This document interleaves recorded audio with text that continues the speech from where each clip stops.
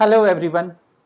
आज के इस लेक्चर में हम लोग बात करने वाले हैं हीट इंजन क्या होगा और उसकी इफिशियंसी कैसे निकालते हैं, और इससे रिलेटेड जो आपके जो जनरल इंजीनियरिंग का पेपर है उसमें क्वेश्चन न्यूमेरिकल के फॉर्म में भी आ सकते हैं। देखो, जनरल इंजीनियरिंग के पेपर में बहुत सारे क्वेश्चन न्यूमेरिकल नहीं रहेंगे, थ्योरेटिकल रहेंगे, बट कुछ छोटे मोटे न्यूमेरिकल आ सकते हैं। उनमें से एक न्यूमेरिकल यहाँ से भी आपका बन सकता है हीट इंजन से। ओके, सिमिलरली दूसरे इसी लेक्चर में हम लोग बात करेंगे कि COP coefficient of performance of refrigerator क्या होता है और उसको हम लोग कैसे कैलकुलेट कर सकते हैं कार्नोट रेफ्रिजरेशन में।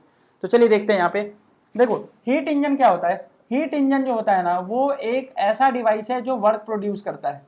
मतलब वो कुछ उसमें एक सोर्स होगा। सोर्स मतलब होता है कि रिजर्वायर है जिसकी टेम्परेचर है हाइयर टेम्परेचर पे है, और एक हमारा सिंक है जिसकी टेम्परेचर जो है वो लोअर टेम्परेचर पे है। सिंक हमारा लोअर टेम्परेचर पे, सोर्स हमारा हाइयर टेम्परेचर पे, बीच में हमने साइक्लिक हीट इंजन लगा दिया है।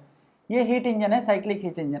अब हम क्या कर रहे हैं, हीट ये ऊपर से ले रहा है, यहाँ पे दे रहा है और कुछ वर्क भी प्रोड्यूस कर दे रहा है, डब्ल्यू नेट। तो इसी टाइप का कुछ सीन बनता है हमारा। और आप बोल सकते हो कि T1 is greater than T2, मतलब सोर्स का जो टेम्परेचर होता है वो सिंक के टेम्परेचर से आपका ज़्यादा रहेगा।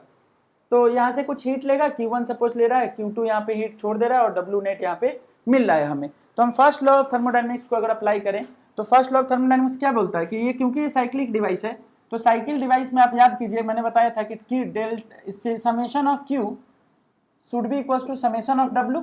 यस, सही बात है बिल्कुल। और समेशन ऑफ Q क्या है बेटा, देखो इस सिस्टम को कंसीडर करो, हीट इंजन को कंसीडर में लेना है। हीट इंजन को, ये हीट सिस्टम में जा रहा है ना, ये हीट आप सिस्टम को दे रहे हो, तो प्लस का Q1। ये हीट जो है वो सिस्टम से बाहर जा रहा है, सिस्टम से बाहर जाने वाला हीट को क्या लेते थे, negative. So minus of Q2 and that will be equal to, एक ही तो वर्क डन मिल रहा है, तो that is equal to W। So that is equal to W। तो आप यहां से बोल सकते हो कि Q1 जो होगा that is equal to Q2 plus W net. समझ में आ रही बात। So this is equal to, या आप ऐसे भी बोल सकते हो, ये भी सब सही है, सब सही है, ये भी सही है। या W नेट की अगर वैल्यू आपको निकालने के लिए बोल दिया जाए तो यहाँ पे आप निकाल ही चुके हो, यहाँ पे ये दोनों सही हो सकते हैं ना। अब मुझे आपसे क्या पूछेगा इस पूरे पेपर में कि आप इसकी एफिशिएंसी निकाल दो, आप इसकी एफिशिएंसी निकाल दो। तो एफिशिएंसी इक्वल्स टू क्या होता है बेटा, आउटपुट अपॉन इनपुट। तो एफिशिएंसी को ईटा से डिनोट किया जाता है। This is efficiency of heat engine, that will be equals to output upon input. तो यहाँ पे आउटपुट क्या है बेटा, आउटपुट क्या है, आउटपुट हमें वर्क डन मिलना है, सो डब्ल्यू नेट आउटपुट है। और इनपुट क्या दिया तुमने, Q1 दिया, तो Q1 हमने लिख लिया। अब अगर तुम देखो कि डब्ल्यू नेट इक्वल्स टू क्या है, Q1 माइनस Q2 अपॉन में Q1, and that will be equals to, अगर अलग अलग करोगे तो Q1 by Q1 minus Q2 by Q1, so that is equals to 1 minus Q2 by Q1. So this will be the efficiency of heat engine. This will be the efficiency of heat engine 1 minus Q2 upon Q1.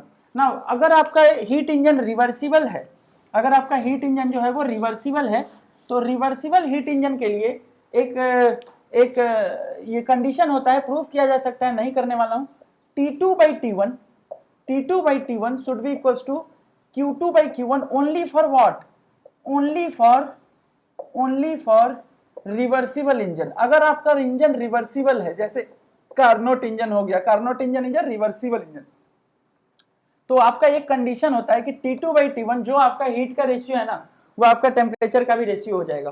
तो ये तो सबके लिए valid है, चाहे वो reversible हो चाहे इरिवर्सिबल हो, 1 minus Q2 by Q1 efficiency का फॉर्मूला। बट अगर आपका इंजन रिवर्सिबल उन्होंने बोल दिया है, तो for reversible engine only, for reversible engine heat engine हम लोग बोल सकते हैं कि 1 माइनस T2 by T1 भी बोला जा सकता है अगर रिवर्सिबल इंजन है तो। So this is valid for only reversible and this formula is valid for both engine, मतलब रिवर्सिबल इंजन और इरिवर्सिबल इंजन दोनों के लिए फार्मूला वैलिड है। तो हीट इंजन का कॉन्सेप्ट यहाँ पे आप देख सकते हो कि ये इस टाइप से फार्मूले आपसे पूछे जाएंगे। ध्यान रखना कि जो भी तुम यहाँ पे टेम्परेचर डालोगे, टेम्परेचर विल बी इन, ये बहुत इंपॉर्टेंट बात है, रेड कलर से लिख रहा हूँ इसको, और ध्यान रखना अपने पेपर में करते टाइम पे, temperature will be in kelvin scale. Kelvin scale में भाई लेना, यहाँ पे जब भी आप एफिशिएंसी निकालोगे तो ये जो दोनों टेम्परेचर आप दोगे ना, ये केल्विन में कन्वर्ट कर लेना। नहीं करोगे केल्विन में कन्वर्ट, गलत हो जाएगा, क्योंकि ये जो आया है ना बेटा, ये जो आया है ये कहीं ना कहीं केल्विन स्केल के लिए ही वैलिड है, एब्सोल्यूट टेम्परेचर है ये T2 और T1। समझ में आ रहा है? तो आप इसको दोनों टेम्परेचर को केल्विन में कन्वर्ट करना नहीं भूलिएगा जब भी आपके पेपर में अगर ये एफिशिएंसी का क्वेश्चन आएगा तो रिवर्सिबल हीट इंजन के लिए एफिशिएंसी और ये दोनों टाइप के हीट इंजन के लिए एफिशिएंसी आप ये दोनों लगा सकते हो। जो भी आपको डेटा जिस हिसाब से क्वेश्चन में डेटा दिया गया हो उसी हिसाब का फॉर्मूला यूज कर लेना। Thank you so much. Thank you.